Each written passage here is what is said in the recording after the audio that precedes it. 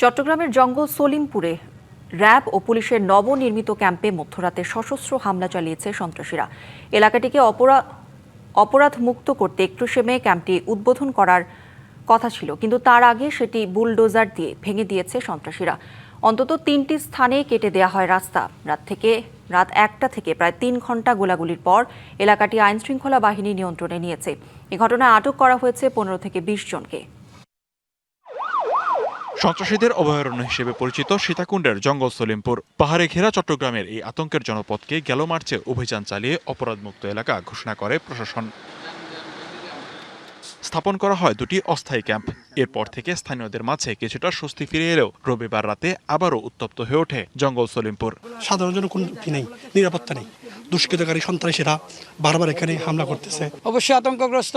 এখানে 9 মার্চের পরে কিছুটা আতঙ্ক আমাদের কাটলেও বিভিন্ন চুরি করতেছে, হেনস্থা করতেছে, বিভিন্নভাবে এখানে চাঁদাবাজি করতেছে। এলাকাটিকে অপরাধমুক্ত করতে র্যাবের নবনির্মিত ক্যাম্পটি 31শে মে স্বরাষ্ট্রমন্ত্রীর উদ্বোধন করার কথা ছিল, কিন্তু তার আগেই ভারী অস্ত্রে সজ্জিত হয়ে বুলডোজার দিয়ে ভেঙে দেয় সন্ত্রাসীরা। আইনশৃঙ্খলা রক্ষাকারী বাহিনীর সদস্যরা যাতে ঘটনাস্থলে অভিযান চালাতে না পারেন সেজন্য অন্তত 3টি স্থানে কেটে দেওয়া হয় রাস্তা। র্যাব জানায় রাত 1টার দিকে AK-47 SMG সহ ভারী অস্ত্রে সজ্জিত হয়ে ক্যাম্পে হামলা চালায় কয়েকশো সন্ত্রাসী। প্রায় 3 ঘন্টা ধরে আইনশৃঙ্খলা বাহিনীর সঙ্গে চলে গোলাগুলি। নগদ নিয়ে এলো হার না মানা হার অফার। সর্বনিম্ন 10,000 টাকা রেমিটেন্স নগদে পাঠালে থাকছে স্বর্ণের হার জেতার সুযোগ। নানা প্রতিবন্ধকতার মধ্যেও রাতে ঘটনাস্থলে পৌঁছে অভিযান চালায় আইনশৃঙ্খলা রক্ষাকারী বাহিনীর সদস্যরা। আটক করা হয় 15 থেকে 20 জনকে।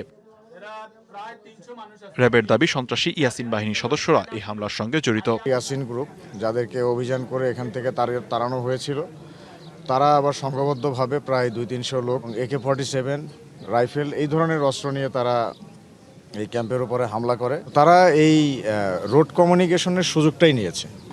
আর কোনো জায়গায় আমরা ডিসঅ্যাডভান্টেজে ছিলাম না, শুধুমাত্র এই রাস্তার কারণে আমরা পৌঁছাতে পারছিলাম না, দেরি হয়েছে আসতে। সন্ত্রাসীদের আইনের আওতায় আনা হবে বলে জানিয়েছেন পুলিশ সুপার। তো আমরা চাই যে এখানকার এই জঙ্গল সলিমপুরের যে পূর্বের অবস্থা ছিল এখান থেকে একটা স্বাভাবিক অবস্থা যেন ফিরে আসে। এখানকার আইন শৃঙ্খলা রক্ষা করার জন্য, এই জনপদে শান্তি ফিরিয়ে নিয়ে আসার জন্য আমাদের পক্ষ থেকে যা করণীয়, জেলা পুলিশের পক্ষ থেকে যা করণীয় আমরা করবো ইনশাল্লাহ। সরকারের পূর্ণ সাপোর্ট আছে আমাদের প্রতি। গেল জানুয়ারিতে এই এলাকাতেই সন্ত্রাসী হামলায় নিহত হন এক র্যাব কর্মকর্তা। এরপর মার্চে যৌথ বাহিনীর অভিযানের পর পরিবেশ কিছুটা শান্ত হলেও আবারও অশান্ত জঙ্গল সলিমপুর। DBC news desk.